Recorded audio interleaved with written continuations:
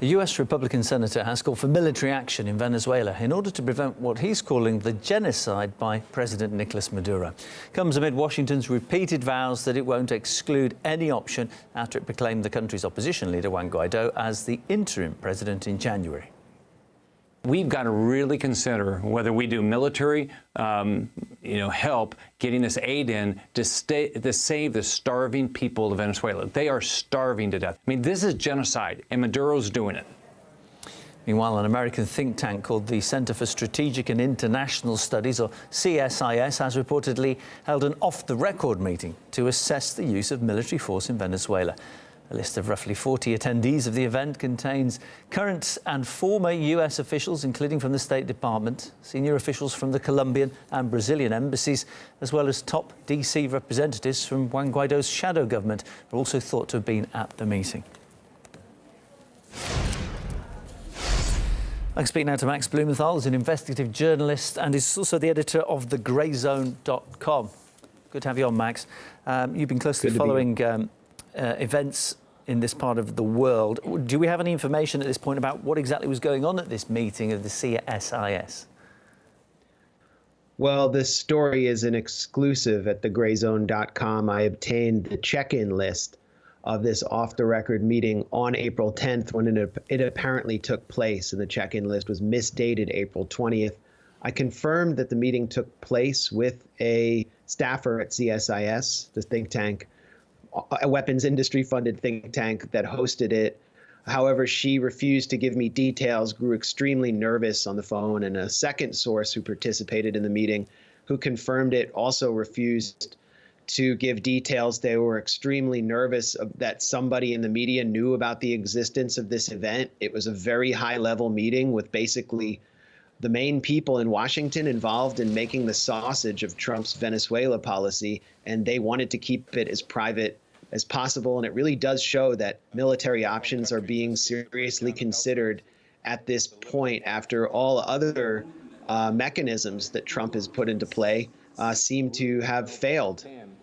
Of the people who were in attendance at this meeting, just how influential could they be for US foreign policy?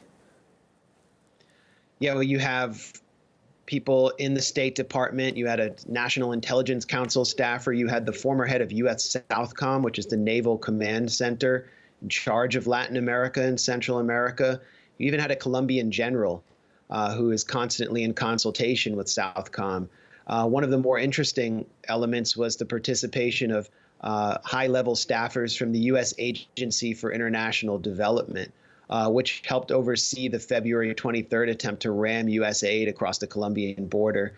And USAID is now talking about military options. So this could be done under the auspices of some kind of humanitarian intervention to save Venezuelans. But it's really interesting that an aid agency is participating in this discussion. Another really remarkable figure was David Smolansky, a close ally of Juan Guaido from Venezuela, who's now the head of the OAS's migration department on Venezuela. And we know there's a consensus in Washington that any invasion or attack on Venezuela would exacerbate the migration crisis massively. So someone who's in charge of migration to discuss military options seems pretty bizarre and counterproductive. What other options, non-military options, are still available to the US before they go down what most people would think is the road of last resort, using a military option? Well, that's an important question. The U.S. is using economic sanctions as a form of unilateral coercion in place of a military invasion. That's according to the UN Special Rapporteur, Idriss Jaziri. And they don't seem to be removing Maduro. The U.S. has called on the military in Venezuela to turn on Maduro, and they've stood firm and honored the Constitution. Juan Guaido is kind of on a tour around Venezuela, and he's not rallying the crowds the U.S. had hoped for. And so I see this secret or a private meeting at CSIS as evidence of the U.S.'s desperation, and they're trying to find any means to dislodge Maduro after several months. You also reported that representatives of Colombia and Brazil were present at this meeting. Does this suggest this is going to be the squeeze from both sides, from Latin America and North America? Well, any U.S. invasion of Venezuela would be contingent on consent from the Colombian and Brazilian governments, and it's very unclear that they will get consent because both governments are extremely worried about increasing the migration crisis. They're deeply worried about destabilizing the entire region, and that's absolutely what this would entail. They're also worried about a counterattack from the Venezuelan military, which is a very competent military. And in fact, we've seen friction between the Brazilian military and President Jair Bolsonaro, who has said, basically, at least publicly, ruled out an invasion. So it may be that Guaido's people are pushing, but they're running into interference and obstruction from the regional partners of the U.S.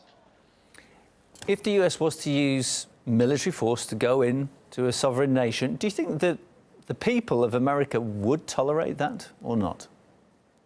You know, when I was in Caracas talking to members of the opposition, just common people who want Maduro gone and support Guaido, they considered it unfathomable that the U.S. would invade because they are afraid that they themselves would get bombed and they would be collateral damage.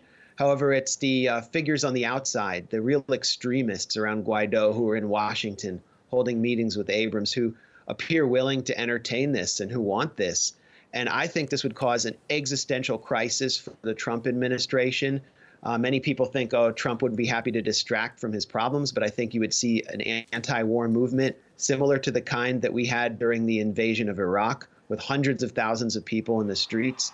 And you'd have a catastrophe across South America, an entire region right in the U.S.'s so-called backyard would be destabilized. So in many ways, this is unworkable, but I never underestimate the arrogance of Washington's elite policymakers. Max, really fascinating to get your report on what's happening over there. My guest, Max Blumenthal, who's an investigative journalist and the editor of the Grayzone.com.